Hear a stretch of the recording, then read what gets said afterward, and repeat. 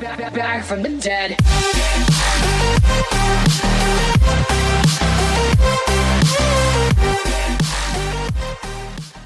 Ladies and gentlemen, my name is Mickey C and welcome to another League of Legends video. Today we're going to be talking about the build of a popular EU West Yasuo one-trick pony who has been Challenger. I think currently he is now Masters, but he has been Challenger before. He's got some very interesting builds, so I want to talk about that. But before we get into the video, there's going to be links in the description of his stream and his YouTube if you want to go check that out. So now let's get into the video. So on his stream he displays 4 builds which he uses for patch 6.11. The build he uses the most often is a build that he calls the Frozen Force, which consists of Merc Treads, Trinity Force and a Frozen Mallet. The last 3 items would then be any tanky or bruiser type item situational on the game. In his example he has a Sunfire Cape, a Spirit Visage and a Sterix Gauge, but obviously you don't have to go exactly with those last 3 items. It's a very interesting build and a build I do not see many Yasuo players use, as it gives you 0% crit and essentially makes Yasuo's passive useless. For you guys who do not know, Yasuo's passive doubles his crit chance, and so all he needs is 50% crit to get that 100%. So why go with this type of build?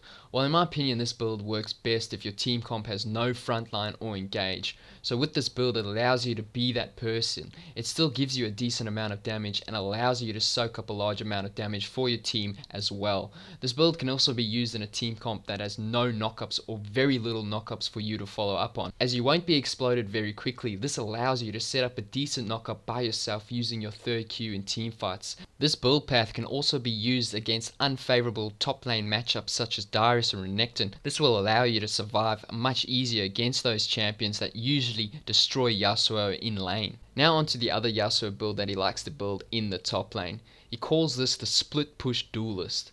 It's a more standard Yasuo build with Phantom Dancer, Infinity Edge, and then a Lifesteal item.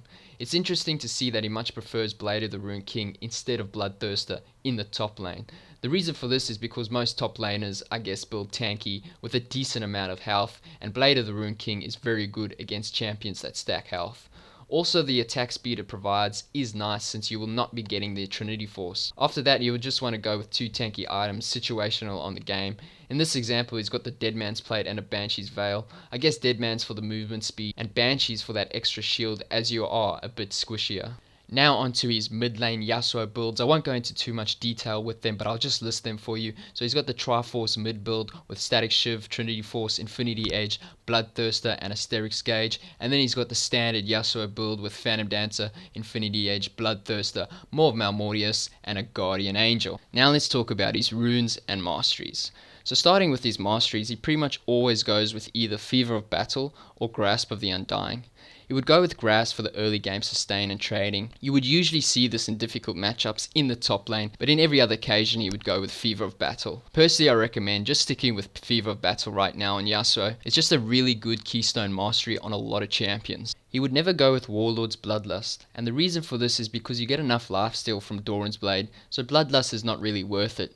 You can also get lifesteal from your runes if you really want to get that lifesteal. Here is his 2 mastery pages.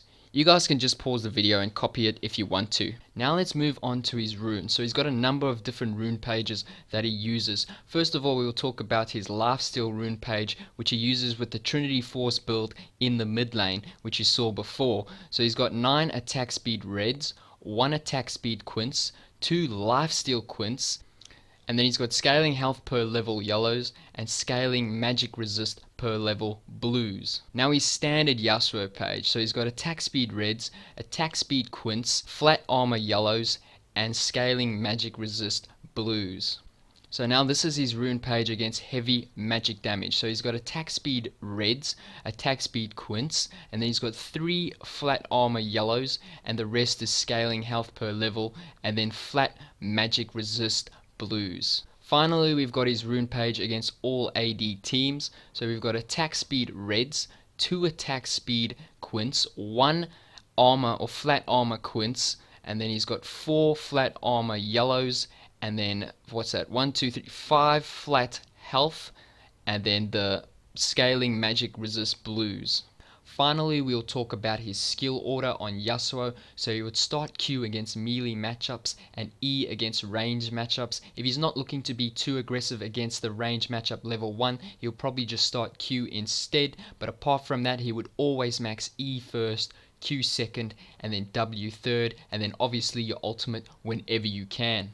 So that is his builds on Yasuo for patch 6.11. He does often change his builds patch by patch, so if you're watching this video later down the track, I wouldn't be surprised if he's building something completely different. But anyway, I try to keep this video as short as possible, so this is going to be the end of the video. I hope you guys enjoyed it. If so, please leave a like, and as always, have a nice day.